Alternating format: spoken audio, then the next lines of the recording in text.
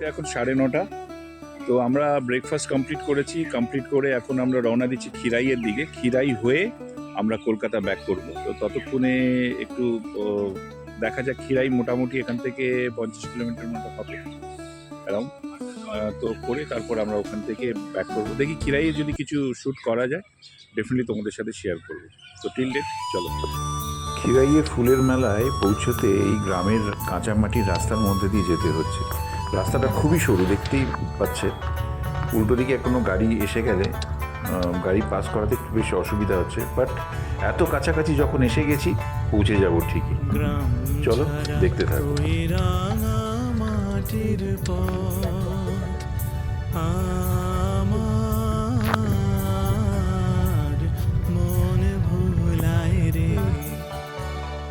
গ্রাম ছাড়া ওই রাঙা মাটির পথ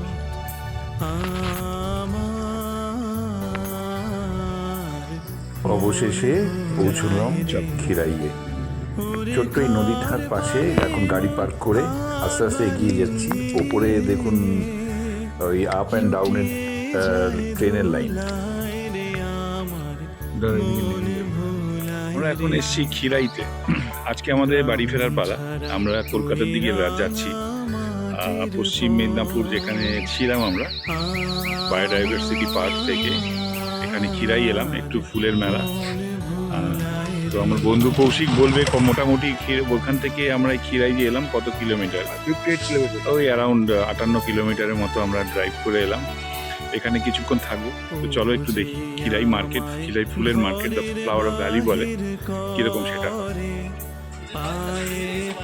সুন্দর সুন্দর এই প্রথম অভিজ্ঞতা হচ্ছে। ফুলেরও এরকম ছোট ছোট স্টল করা হয়েছে, সুন্দর সুন্দর ফুলের স্টল, এবং মাথায় আবার গোজার ফুল মুকুট করে করা আছে। এখানে ছোট ছোট বাচ্চা মেয়েরা সেই মাথায় মুকুট ভরে খুব আনন্দ করে ছবি তুলছে। বেশ মজা লাগছে দেখতে ব্যাপারটা।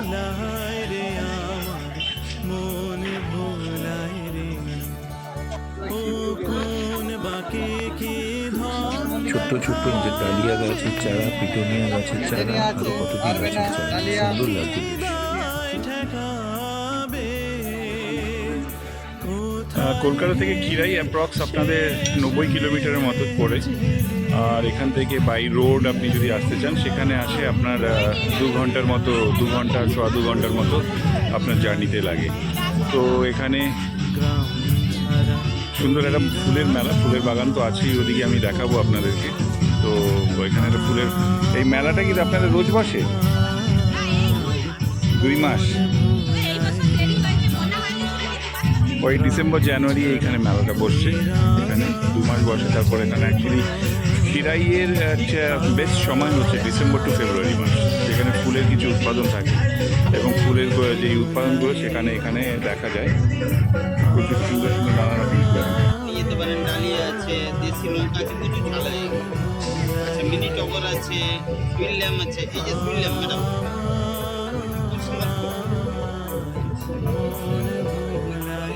মানে সবসময় হয়, তাহলে মিনি টগর।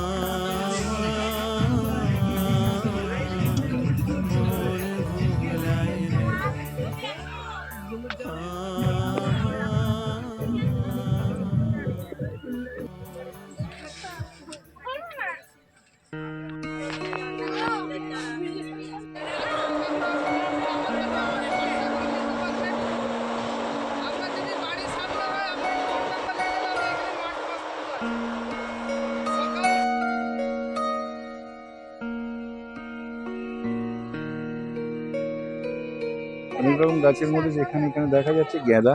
আর এখানে ম্যাক্সিমাম জায়গায় এখন দেখতে পাচ্ছি যেটা হচ্ছে শীতের চন্দ্রমল্লিকা। চন্দ্রমল্লিকাও এখানে বিক্রি হচ্ছে বেশ ভালো মতো। প্লাস এখানে কফি মানে ব্রোকলির চাষও দেখতে পাচ্ছি, সুন্দর করে হয়েছে।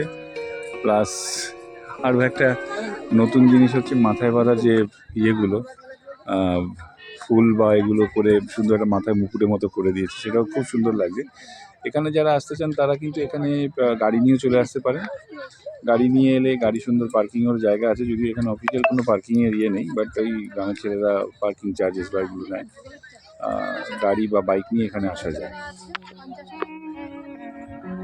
দুরকম গাঁদা গাছের চাষ, হলুদ আর গেরুয়া রঙের গাঁদা। গাঁদা ফুল দেখলেই ঠিক মনে হচ্ছে যেন সামনেই সরস্বতী পুজো চলে আসছে। না না 10-12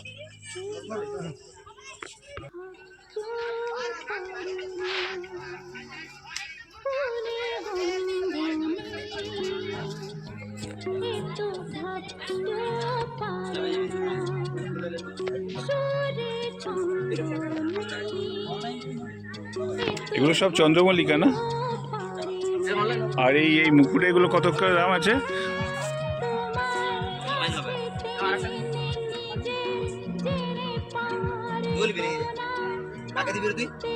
চিরাইয়ের এই ফুলের যে মার্কেটটা তোমরা দেখলে সেটা হচ্ছে অ্যাপ্রক্স 22 বিঘা জমির ওপর। এটা যেটা আমি আগেও বললাম, এটা এখন চলছে একটা স্পেশালি ফুলের মেলা। এবার এই মেলাটা চলবে ওই ফেব্রুয়ারি মাস অবধি, মিড অফ দ্য ফেব্রুয়ারি অবধি।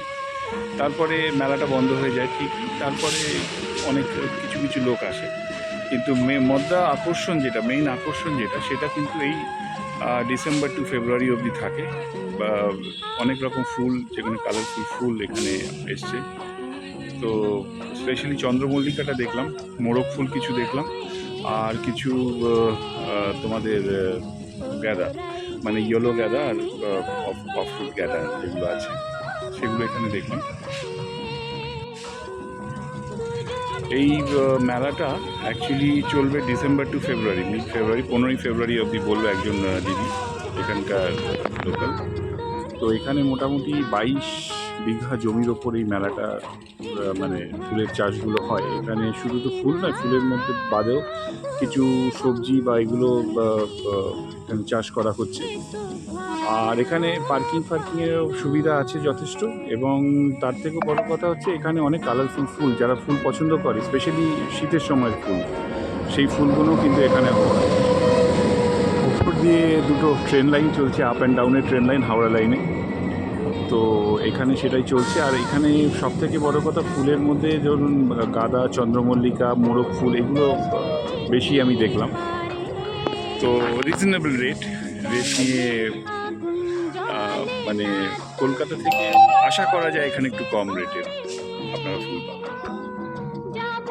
অবশেষে গাড়িতে ওঠার আগে কিছু নিজেদের ফটোশ্যুট, ফুল দিয়ে নিজেরা সেজে গুজে একটু নিজেদের রঙিন ছবি ক্যামেরায় ধরে রাখার প্রচেষ্টা মাত্র। তো চলুন, আবার পরের ব্লকে দেখা যাবে, যখন আবার পরের কোনো রোড ট্রিপে বেরোবো। তা গাড়িটা স্টার্ট করা যায়, স্টার্ট করে এখন বেরোচ্ছি। দেখা হবে, সবাই ভালো থাকবে।